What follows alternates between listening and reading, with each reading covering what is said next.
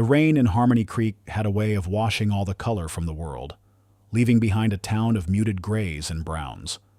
For 10-year-old Liam Vance, the world behind the Harmony Creek orphanage was already a landscape of gray. The patchy grass of the baseball field turned to a slick, cold mud. The chain-link fence wept rusty tears down its posts.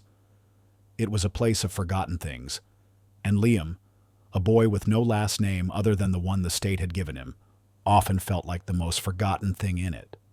He sat huddled under the meager shelter of a struggling oak tree, trying to protect his most prized possession from the drizzling rain. It was a second-hand science textbook, its cover already soft and warped with age. But to Liam, it was a book of spells. It held the secret language of the universe formulas and diagrams that promised a world of order and logic far from the chaotic, unpredictable reality of his own life. He was so engrossed in a chapter on Newtonian physics that he didn't hear them approaching until their shadows fell over his page. Well, look what we have here, a familiar, sneering voice said. Liam looked up slowly. Marcus Thorne stood over him, flanked by his 2 loyal lieutenants. Marcus was the son of the town's wealthiest family, a boy who wore his privilege like a crown. Even at 10 years old, he had an aura of cruel, confident authority. He was bigger, stronger, and he never let anyone forget it. "What you readin'?" Orphan Marcus taunted, snatching the book from Liam's hands. Liam sprang to his feet, his heart pounding. "Give it back." "The Principles of Physics," Marcus read from the cover, his voice a mocking drawl. "Ooh, scary. Look, boys, the orphan thinks he's a scientist." His friends laughed on cue. "He can't even afford a decent coat." One of them jeered, pointing at Liam's thin, hand-me-down jacket. "What's he going to do with a book?" "It's not yours." "Marcus."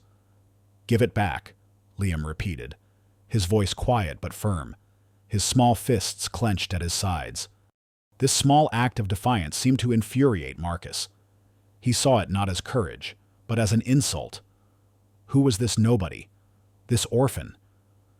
To stand up to him, he shoved Liam hard. Liam, skinny and off balance, stumbled backward and fell into the cold, wet mud. The book, his precious book, was now the prize in their cruel game. "You want it back?" Marcus said with a grin. "Go get it."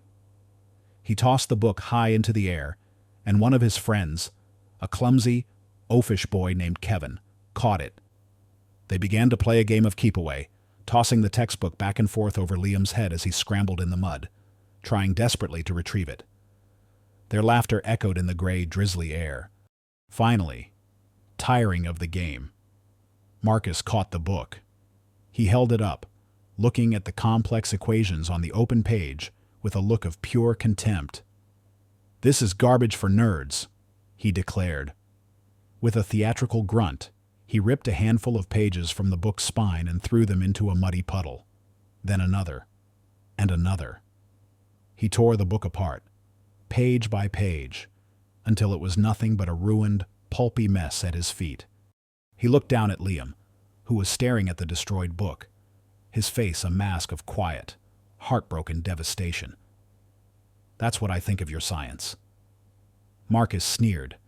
He gave the ruined book one final kick, sending it scattering into the mud. "Stay out of my way, orphan."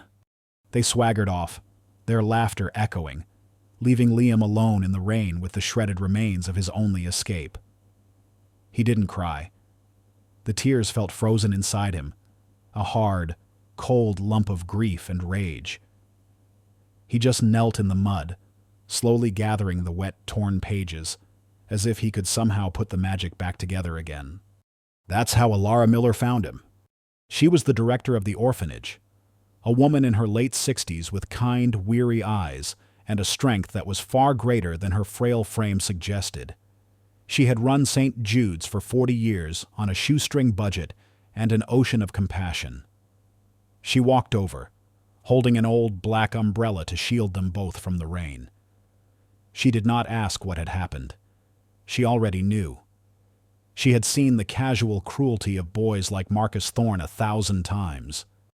She simply knelt beside Liam in the mud, her own sensible shoes sinking into the wet earth, and began to help him pick up the ruined pages. "Come on, dear," she said, her voice a soft, gentle comfort. "Let's get you inside." This was her save the cat moment, an act of shared dignity in the face of humiliation. She didn't treat him like a victim to be pitied. She treated him like an equal, a partner in the sad task of salvaging what was left. In her small, cluttered office, which smelled of old books and chamomile tea, she helped him clean the mud from his face and hands. She placed a small bandage on a scrape on his knee. She looked at the pathetic, muddy pile of paper on her desk. "A book is a precious thing," she said quietly. "It is a terrible thing to destroy one." Liam just nodded, his throat too tight to speak. He expected a lecture about fighting or about staying away from the thorn boy. Instead, Alara turned to her own personal bookshelf. It was crammed with books of every kind. She scanned the titles. Then her eyes lit up. She pulled out an old, heavy volume. It was not a children's book. The title on the spine read, "Cosmos," by Carl Sagan. She handed the book to Liam. "This was my son's," she said softly. "He loved the stars. I think you might, too." She looked at him, her gaze serious and kind. "Liam," she said, and she gently tapped his temple with her finger. "Don't you ever let them make you feel small. Their fathers have money. Their fists are big. But you have this." Her finger tapped his temple again. "Your mind. It is a gift. It is a muscle. Make it strong. It is the one thing in this world no one can ever take away from you."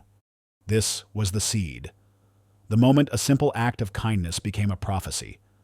She was not just giving him a book, she was giving him a weapon. She was telling him where his true power lay. That night, long after the other boys in the dormitory were asleep, Liam Vance lay in his narrow bed with a small flashlight under his blanket. The bruises on his body ached, but he barely noticed them. He was not reading about physics. He was reading about nebulas and galaxies, about the birth of stars and the vast, silent logic of the universe. He felt a new kind of fire ignite within him, a cold, clear, and patient determination. He would make his mind strong. He would make it a fortress. He would make it a weapon. And he knew, with the absolute certainty of a boy who had just been handed a map to a new world, that one day he would return to this small gray town, and the people who had laughed at him, the people who had torn up his book, would learn what it felt like to be small. The quiet before the storm of his own life had just begun, and its first thunderclap was the turning of a page. 15 years later, the town of Harmony Creek was a place haunted by the ghost of what it once had been. The textile mill that had been its lifeblood now stood silent, its windows like vacant eyes staring out at a town that had slowly, almost imperceptibly, begun to decay. Main Street was a patchwork of thriving small businesses and boarded-up storefronts. A sense of quiet resignation had settled over the community, the acceptance of a slow decline that felt as inevitable as the changing of the seasons. At the center of this quiet decay stood the Harmony Creek Orphanage, now euphemistically renamed the Harmony Creek Youth Home. The building, once a proud Victorian structure, was now tired. The paint was peeling, the porch sagged, and the once manicured baseball field was a field of weeds. Inside, Alara Miller, now in her early 80s, sat at her old, cluttered desk, fighting a war she knew she was losing. Her hair was white, her face a roadmap of worry, but her eyes still held the same fierce, unwavering kindness. She was on the phone with a faceless bureaucrat at the county tax office. "I understand, sir," she was saying, her voice patient but strained. "But we are a non-profit. The children we care for have nowhere else to go. We've just had a very difficult year. If you could just give us a 60-day extension on the property tax payment, I'm sure we can find a donor." The voice on the other end was flat and unsympathetic. "Ma'am, you've been given 3 extensions already. The law is the law. The property is in arrears. The county will be foreclosing. The line went dead. Ilara slowly placed the receiver back in its cradle. She had fought this battle for years, against dwindling donations, against slashed city budgets, against a growing public apathy. She had always managed to find a way to keep the doors open for the handful of children who still depended on this place as their only home. But now, she was out of time. The catalyst arrived an hour later in the form of a crisp, official-looking man from the sheriff's department. He handed her the papers with an expression of professional regret. It was a final notice of eviction. The property, having defaulted on its taxes, was now seized by the county. It was scheduled to be sold at a public auction in 2 weeks. "I'm sorry, Ilara," the deputy said. He had grown up in this town and knew her well. "There's only one bidder." "Isn't there?" she asked, her voice weary. The deputy looked away, unable to meet her gaze. "A development firm with ties to the mayor's office," he said quietly. "They're planning to tear it down, build luxury condos." Mayor Marcus Thorne. The name was a bitter pill. The boy who had once found pleasure in tormenting the weak had grown into a man who was now doing the same thing, but on a much grander scale, with the full backing of the law. The news was a devastating, personal blow. It was not just the loss of a building. It was the final, crushing defeat of her life's work. Her shoulders slumped. For the first time in 50 years, Ilara Miller felt truly, utterly hopeless. Thousands of miles away, in a minimalist, glass-walled office overlooking the glittering expanse of Silicon Valley, the adult Liam Vance was a universe away from the gray decay of his hometown. He was no longer a skinny, bullied boy. At 27, he was the anonymous founder and sole owner of Vanguard Innovations, one of the most successful and disruptive private software companies in the world. He was dressed in his typical uniform, a simple, dark gray t-shirt, jeans, and expensive sneakers. He was lean, with a quiet, watchful intensity, his eyes holding the calm, formidable confidence of a man who builds worlds out of pure code. He was in the middle of a meeting with a team of lawyers from Microsoft, who had just made a staggering $10 billion offer to acquire his company. "It's a very generous offer, Liam," the lead lawyer said, his tone a mixture of respect and avarice. Liam listened patiently, then gave a slight shake of his head. "My company is not for sale," he said simply. His voice was quiet, but it held an absolute, unshakable finality. The lawyers knew the negotiation was over. After they had left, Liam walked to the window of his office. He did not feel a sense of triumph. The world of high finance and corporate battles bored him. It was a game, and he had learned to play it well. But it was not the work his soul craved. He sat at his clean, uncluttered desk and began his own quiet, daily ritual. It was his only link to the past he had so completely escaped. He opened a secure, custom-built news aggregator on his computer. The program had a single, hidden function every day. It scraped the internet for any mention of two key phrases: Harmony Creek and Ilara Miller. Usually, the results were mundane: town council meetings, high school sports scores. But today, a new article appeared from the small, struggling website of the Harmony Creek Chronicle. The headline was small, simple, and for Liam, it was a punch to the gut. End of an era: Harmony Creek Youth Home to close. Property to be sold. He clicked the link. He read the short, sad article about the foreclosure, the budget cuts, the impending auction. He saw the name of the developer with ties to the mayor, and he saw the name of the mayor himself, Marcus Thorne. Then he saw the photograph accompanying the article. It was a recent picture of Ilara Miller, standing on the sagging porch of the orphanage. She looked old, tired, and deeply sad, but there was still a familiar, defiant fire in her eyes. In that moment, the 15 years of distance, the billions of dollars, the entire new world he had built for himself, it all vanished. He was no longer Liam Vance, the tech titan. He was a 10-year-old boy again, kneeling in the cold mud, watching a bully tear apart his most prized possession. He felt the sting of the punches. And then he felt the gentle hand of Alara Miller on his shoulder. He heard her voice telling him his mind was his greatest strength. She had been the only person in his entire childhood who had ever seen him, who had ever believed in him. And now, his childhood tormentor, the man who represented everything cruel and unjust in that town, was about to destroy her life's work and take away her home. A cold, clear, and absolute rage, an emotion he had not allowed himself to feel in over a decade, rose up in him. The quiet, solitary life he had built was a fortress designed to keep the past out. But the past had just kicked down his door. He knew, with a certainty that settled deep in his bones, that he could not let this happen. This was a debt he had to repay.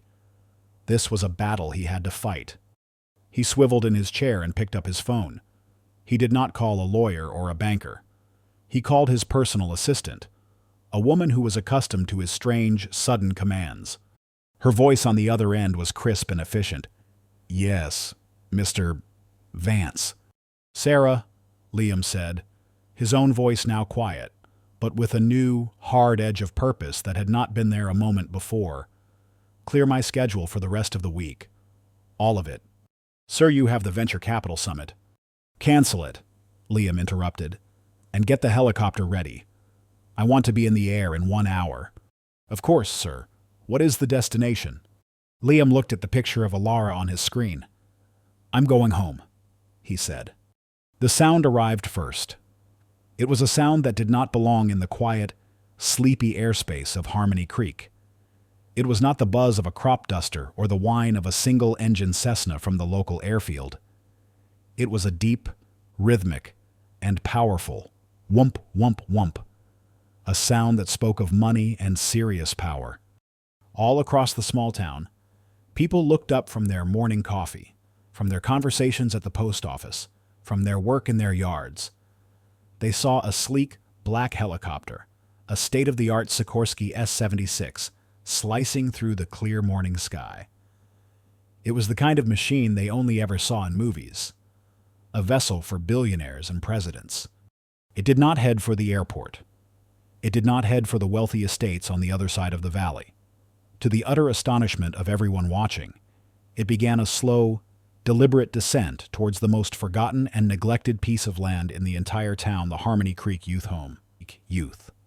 The helicopter landed with a gentle precision in the very center of the orphanage's overgrown baseball field, its powerful rotors whipping the tall weeds and dusty earth into a swirling vortex. For a long moment after the engine spooled down, there was a stunned silence. The entire town seemed to be holding its breath. Then, the helicopter's side door slid open. A man stepped out. He was tall and lean, dressed not in a flashy suit, but in a simple, dark, and exquisitely tailored cashmere sweater, dark jeans, and expensive leather boots.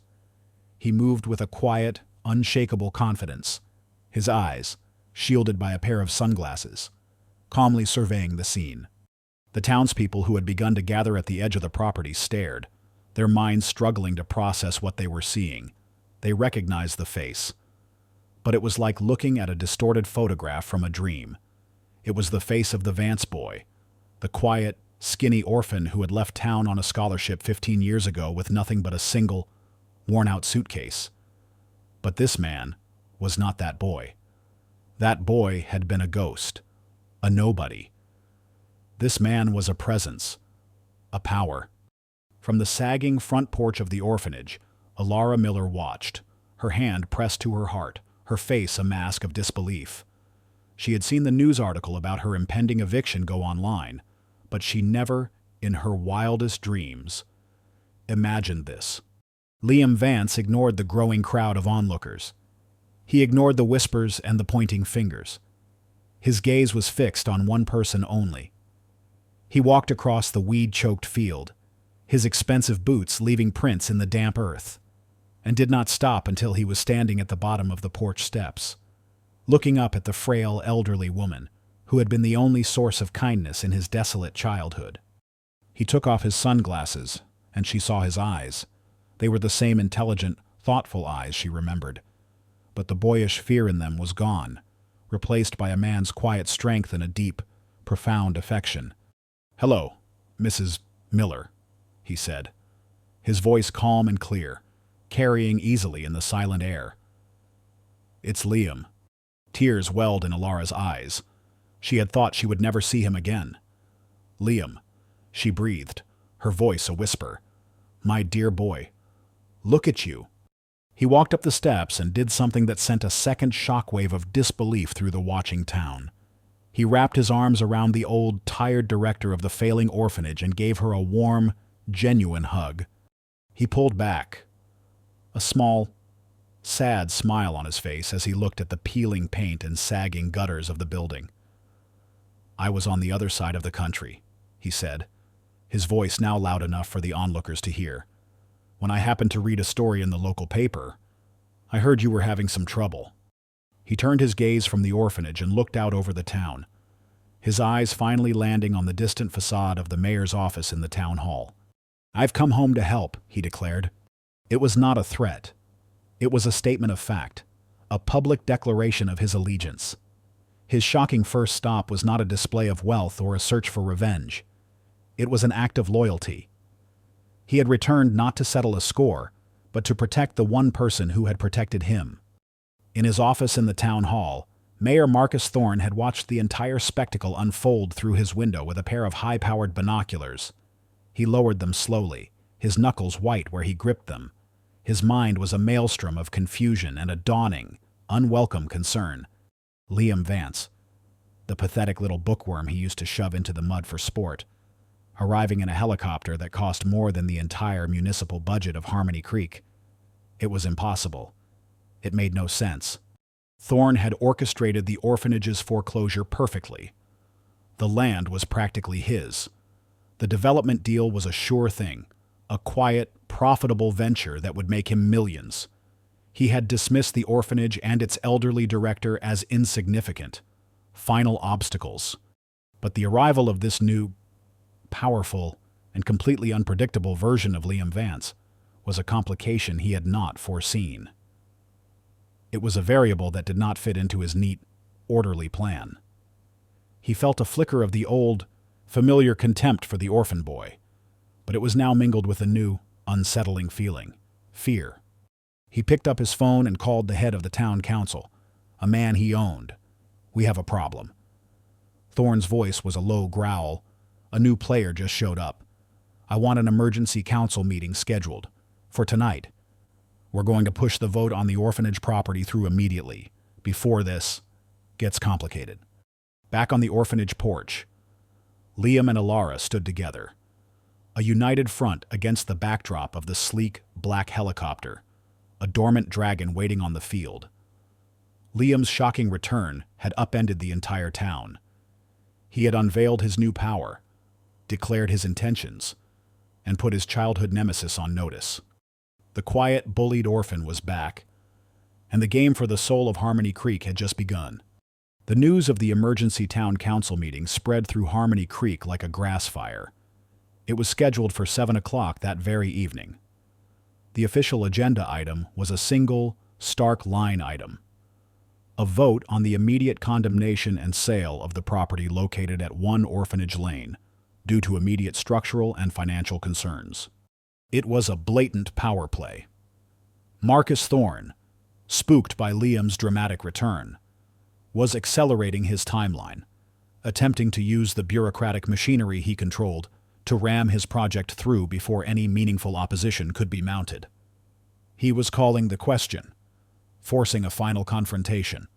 The arena for this showdown would be the Harmony Creek Town Hall, a place that was, for all intents and purposes, Thorne's personal castle.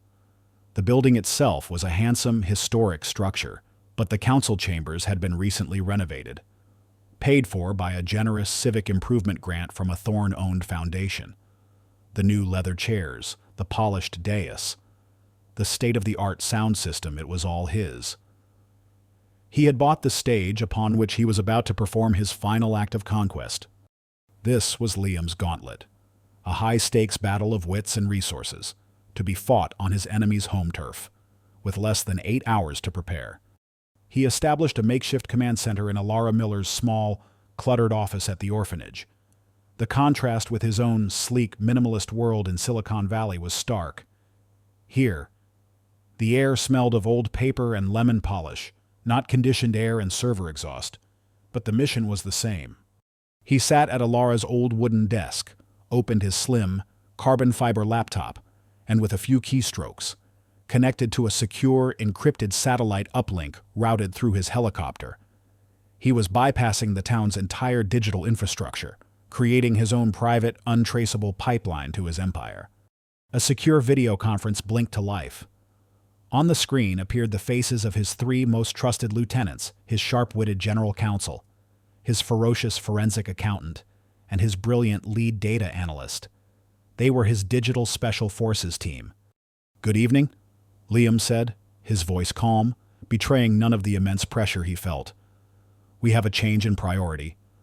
I'm sending you a file now on a development project in Harmony Creek, managed by a company called Thorn Development. I need everything you can find on it. I want the money trail. I want to know who the silent partners are. I want to know how Mayor Marcus Thorn is personally benefiting from this deal. And," he added, his voice hardening, "I want you to run a full background and financial audit on every single member of the Harmony Creek Town Council. I want to know who is on Thorn's payroll." He looked at his team. "The vote is in 7 hours. Let's get to work." While his team on the other side of the country began their high-tech assault, Liam turned his attention to the human intelligence. He sat with Alara, and for the first time, he asked her to tell him what had happened to the town he had run away from. She spoke with a quiet, heartbreaking sadness. She told him about the mill closing, the loss of jobs, the slow, steady exodus of young people. She described how Marcus Thorn had risen to power on a platform of promising revitalization, a promise that never seemed to materialize for anyone but himself and his cronies. She described a town that had lost its hope, its civic pride eroded by years of neglect and quiet corruption. "He didn't just take over the government, Liam," she explained, her voice heavy. "He took over the town's spirit. People are too tired to fight him anymore. They see this orphanage, this piece of our history, and they just see a bill they can no longer afford to pay. He's made them forget what it means to be a community." Her words solidified the purpose in Liam's heart. This was no longer just about saving a building or settling a childhood score. It was about fighting for the soul of a town that had lost its way. It was about fighting for the one person who had never stopped fighting for it herself. The hours ticked by. Information began to flow from his team back to his laptop in a steady, encrypted stream. They uncovered the shell corporations Thorn was using to hide his ownership stake in the development. They found the inflated contracts awarded to his friends. And then, they found the link. 3 of the 5 town council members, the ones who consistently voted in Thorn's favor, had recently received suspiciously generous, low-interest loans for their personal businesses from a small, obscure bank. Liam's team quickly discovered that the bank was, in fact, secretly owned by another one of Thorn's shell corporations. It wasn't a smoking gun. It was a signed confession. It was bribery, laundered through the respectable guise of a bank loan. The final piece of the puzzle, the one that made Liam's blood run cold, arrived just 30 minutes before the meeting was scheduled to start. His forensic accountant had found it buried deep in the town's municipal bond records. Thorn's plan was not just to build condos. He had structured the deal in such a way that the town itself would be taking on the majority of the financial risk through a series of complex, high-interest bonds. If the project failed, the developers, including Thorn, would be protected. The taxpayers of Harmony Creek would be left with a mountain of debt, a half-finished construction site, and complete financial ruin. It wasn't just a corrupt real estate deal. It was a plan to bankrupt his own hometown for personal profit. Liam downloaded the final files, his face set like stone. He now had his weapons. He had the truth. He stood up and put on the simple, dark suit jacket he had brought with him. He looked at Alara. "It's time," he said. She nodded, her eyes full of a fierce, hopeful pride. "Go give 'em hell, Liam," she whispered. He walked out of the orphanage, the place of his childhood pain, and for the first time, he was not running away from it. He was walking toward the fire, ready to fight for it. He was alone, a single man against a corrupt political machine, but he had the full, invisible weight of his empire at his fingertips. He was walking into the lion's den, but the lion had no idea he was a dragon in disguise. The ultimate test was about to begin. The Harmony Creek Town Hall was packed to the rafters, the air thick with tension and the smell of wet wool coats. It was a room divided. On one side sat the town's business owners and those who had bought into Marcus Thorne's vision of a revitalized future, their faces filled with a greedy, impatient hope. On the other side sat the older residents, the families whose roots in the town ran as deep as the ancient oaks, their faces etched with worry and a sad resignation. In the front row sat Alara Miller, a small, frail figure who suddenly seemed to carry the entire weight of the town's history on her shoulders. Mayor Marcus Thorne was in his element. He stood at the podium, bathed in the warm glow of the lights, a master showman on his own stage. He was the picture of confidence and civic pride. "My friends, my neighbors," he began, his voice a smooth, powerful baritone that filled the room. "We stand tonight at a crossroads. Behind us lies a past of nostalgia, of faded glory, and, let us be honest, of economic decay. Before us lies a new path, a path of progress, of prosperity, and of a new dawn for Harmony Creek." Behind him, a large screen lit up with a slick, computer-generated rendering of his proposed development. It showed gleaming condominium towers, a pristine golf course, and happy, beautiful people shopping in chic boutiques. It was a potent, seductive fantasy. He skillfully painted the orphanage as a villain in the town's story. "That building," he said, his voice taking on a somber tone, "for all its history, is now a liability. It is a financial black hole, draining our precious city resources. It is a crumbling, hazardous structure that puts our community at risk." He then delivered a subtle but sharp jab at Liam, who was sitting quietly in the back of the room. "And now, we have outside interests, with mysterious motives and vast unknown resources, who would seek to stand in the way of this progress. They ask you to cling to the past. I am asking you to embrace the future." It was a brilliant performance. He was a conductor, and the hopes and fears of the town were his orchestra. The 3 council members on his payroll played their parts perfectly. They asked prearranged, softball questions that allowed Thorne to further elaborate on the project's supposed benefits. "Mayor Thorne, can you speak to the number of local jobs this project will create?" one asked. "Can you detail the projected increase in our town's tax base?" another chimed in. The 2 other council members, honest but outmaneuvered, looked increasingly overwhelmed. The momentum in the room was a tidal wave, and it was all flowing in Thorne's direction. Liam sat in the back, listening, his face a calm, unreadable mask. He let Thorne have the stage. He let him build his case. He let him weave his beautiful web of lies. Thorne concluded his presentation with a thunderous call to action. "The time for debate is over. The time for sentimentality is past. The future is knocking on our door. I urge this council to vote yes on Ordinance 7B, to condemn that derelict property, and to clear the way for a new, prosperous Harmony Creek for our children and our children's children." The room erupted in applause from his supporters. Thorne smiled, a look of absolute triumph on his face. He had them.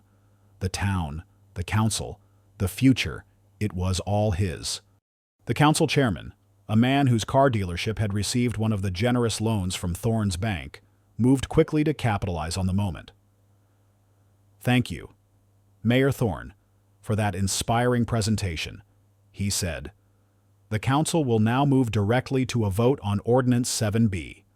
A gasp went through the section of the crowd supporting the orphanage. Alara Miller's face fell, a look of utter defeat in her eyes. They weren't even going to let the opposition speak. Thorne's political machine was so powerful, so absolute. that it was simply going to run them over.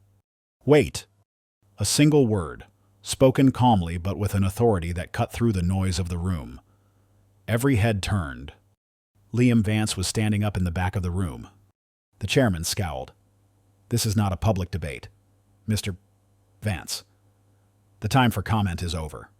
"I am not here for public comment," Liam said, as he began to walk slowly down the center aisle toward the podium. "I am a principal party in the proposed sale of the Harmony Creek Youth Home. As such, I have a right to address this council before a vote is taken." His knowledge of procedural law was unexpected, and it momentarily threw the chairman off balance. He looked to Thorne for guidance.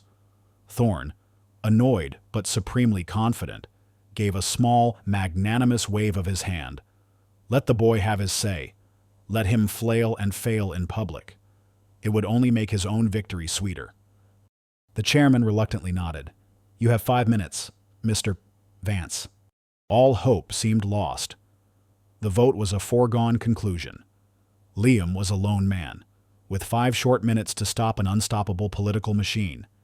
He reached the podium, looked out at the divided room, at the hopeful face of Alara Miller, and at the smug, triumphant face of his childhood tormentor. This was it. The moment of breathlessness. The moment where the hero, against all odds, seemed destined to fail. Liam Vance stood at the podium, the worn wood smooth beneath his hands. He looked out at the faces before him, the hostile, the hopeful, the apathetic. He took a slow, deep breath, the 5 short minutes allotted to him stretching into an eternity. He did not begin with facts or figures. He began with a memory. "The first winter after my parents died," he said, his voice quiet but carrying a surprising weight in the silent room. "I was sure I was going to freeze. I was 10 years old. The orphanage was drafty. The blankets were thin. But the director of that home, Mrs. Alara Miller, she found an old, worn-out electric heater. She put it by my bed every single night, even though it probably doubled the orphanage's electricity bill, a bill she often paid for out of her own pocket." He looked directly at the members of the town council. "You speak of that building as a financial liability. But for me, and for hundreds of children like me, it was the only place in the world that was warm. It was the only home we ever had." His simple, personal story shifted the energy in the room. He had reminded them that they were not voting on a property. They were voting on a home, on a legacy of kindness. He then turned his attention to Marcus Thorne, who was watching him with a look of bored, dismissive amusement. "Mayor Thorne speaks of outside interests with mysterious motives," Liam said, his voice hardening slightly. "He is right about one thing. My resources are considerable. But my motives are not mysterious at all." He paused, letting the entire room hang on his next words. "My name is Liam Vance, and 15 years ago, I left this town with nothing but a scholarship and a book Mrs. Miller gave me. Today, I am the founder and CEO of Vanguard Innovations." The name meant nothing to most of the townspeople, but a few people in the room, the town's bank manager, a lawyer, a few savvy business owners, gasped. A frantic whispering began as people pulled out their phones and began to search the name. Vanguard Innovations was a unicorn, one of the most successful and secretive private software companies in the world, a company that had repeatedly refused multi-billion-dollar buyout offers. Marcus Thorne's smug smile vanished, replaced by a look of stunned disbelief. Now that Liam had their complete, undivided attention, he presented his counteroffer. It was not a plea. It was a bombshell. Vanguard Innovations is preparing to build its new North American headquarters, he announced, a state-of-the-art research and development campus. We have been in final negotiations with sites in Austin, Texas, and Raleigh, North Carolina. He looked around the room, at the stunned faces of his hometown. But I would prefer to build it here, in Harmony Creek. The room erupted in a chaotic roar of shouts and gasps. Liam raised a hand for silence. "My company is prepared to invest $2 billion in this town. We will bring over 500 high-paying permanent jobs. We will build a new public school with a world-class STEM program. We will revitalize Main Street. We will, in short, give Harmony Creek a new future. He let that sink in. Then he delivered his terms. But we will only do this, he said, his voice now like cold, hard steel. If you, the people and the leaders of this town, choose to invest in yourselves first. That starts by rejecting this corrupt, predatory deal that Mayor Thorne has presented to you. And it starts by voting to save the one institution that represents the true soul of this community. He turned back to Thorne, his eyes blazing. Mayor Thorne tells you his deal is for the good of the town. Now, let me show you who it is really for. He nodded toward the back of the room. A moment later, the large screen behind the council members, the one that had been displaying Thorne's glossy renderings, flickered to life. It was now controlled by Liam's team in Silicon Valley. A series of documents appeared on the screen: flowcharts, bank statements, property deeds. Mayor Thorne's development company, Liam explained, his voice a cold, factual narration as he systematically dismantled his rival's life, is a shell corporation, which owns another shell corporation, which, in turn, has received millions in investment from an anonymous offshore fund. My team has traced that fund. It is owned by Mayor Thorne himself.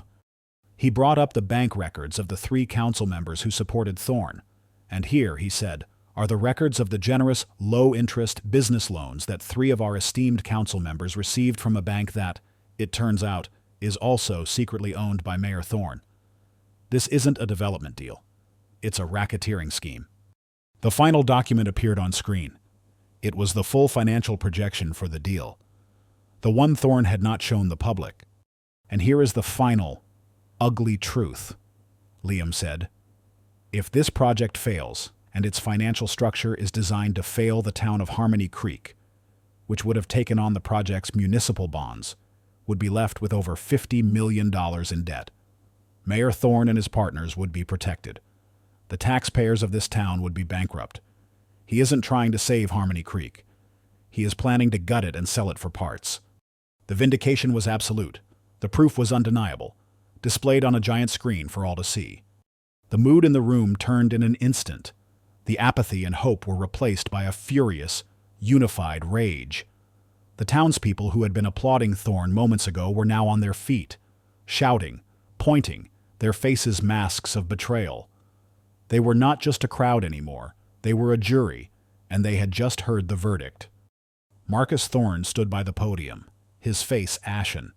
He was exposed, humiliated, and legally destroyed. He tried to speak, to object, but his voice was drowned out by the roar of an angry town that had finally woken up. The council chairman, his face sweating under the hot lights, looked from the furious crowd to the damning evidence on the screen, then to the calm, powerful man who had just upended his entire world. The original motion was now a joke. Liam Vance had not just presented an alternative vision for the future. He had exposed the corrupt cancer that was killing the town's present. He had returned not as a victim, but as a liberator. And the battle for Harmony Creek had been won. The town hall meeting ended, not with a gavel, but with a roar of civic outrage. The vote, when it was finally called, was a mere formality. The council, their faces pale with the fear of their constituents and the threat of a federal investigation, voted unanimously not only to reject Marcus Thorne's development deal, but to formally censure the mayor and open a recall petition. Marcus Thorne did not wait for the final vote. He was hustled out a side door by his security, his face a mask of apoplectic fury, his reign over Harmony Creek ending in a spectacular public implosion. The next morning, the state attorney general's office, acting on a comprehensive and anonymous tip from a concerned citizens group, launched a full-scale criminal investigation into his corrupt dealings. The bully had finally been held accountable. In the aftermath, the town, ashamed of its own apathy, seemed to awaken from a long slumber. The cynicism that had plagued Harmony Creek for years was replaced by a new, fragile sense of hope and community pride. They had been led to the brink of ruin by a man they had trusted, and they had been saved by the very boy they had forgotten. A few days later, Liam sat with Alara Miller in her small office at the orphanage. The room was quiet, a peaceful harbor after the storm.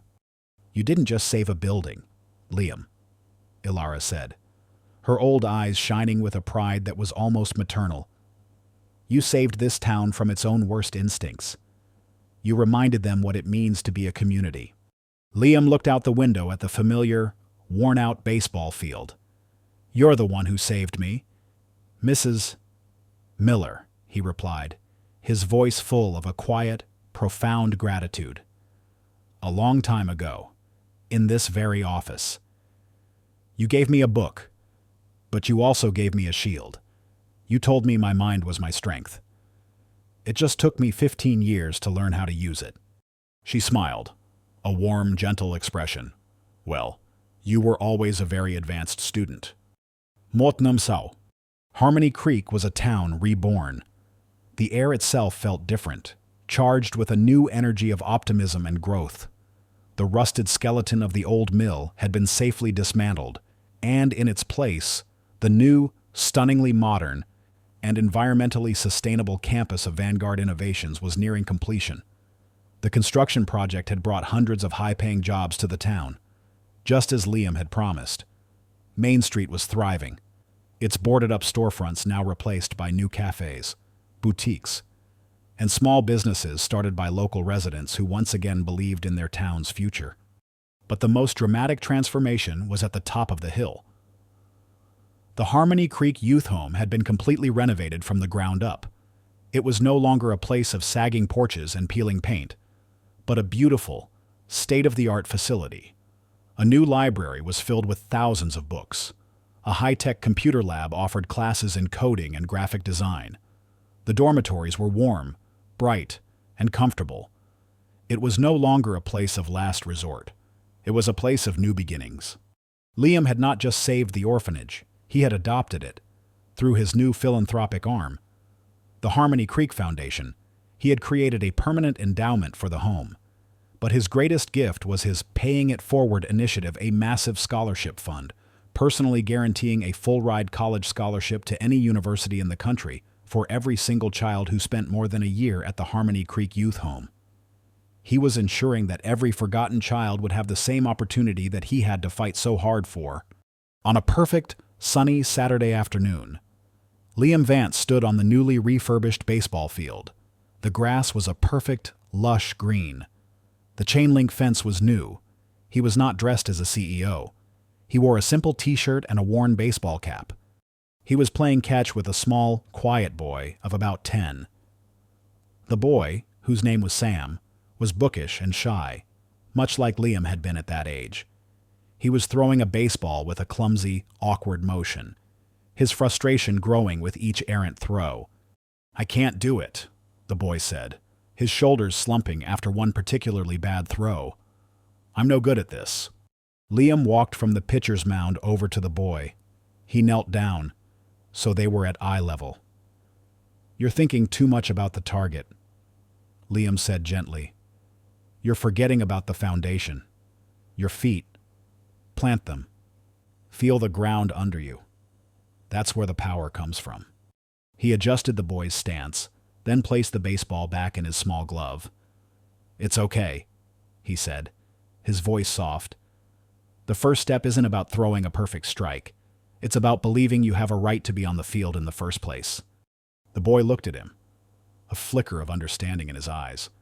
He nodded, took a deep breath, and threw again. The ball was still wobbly, but it was straight. It landed with a soft thud in Liam's glove. A huge, proud grin spread across the boy's face. Liam smiled back, a genuine, peaceful smile of a man who had finally, truly, come home. He looked around, at the beautiful new home for children, at the thriving town in the valley below, at the young boy beside him, who now believed he belonged. The bullied orphan had returned not to seek revenge, but to rebuild the world that had abandoned him.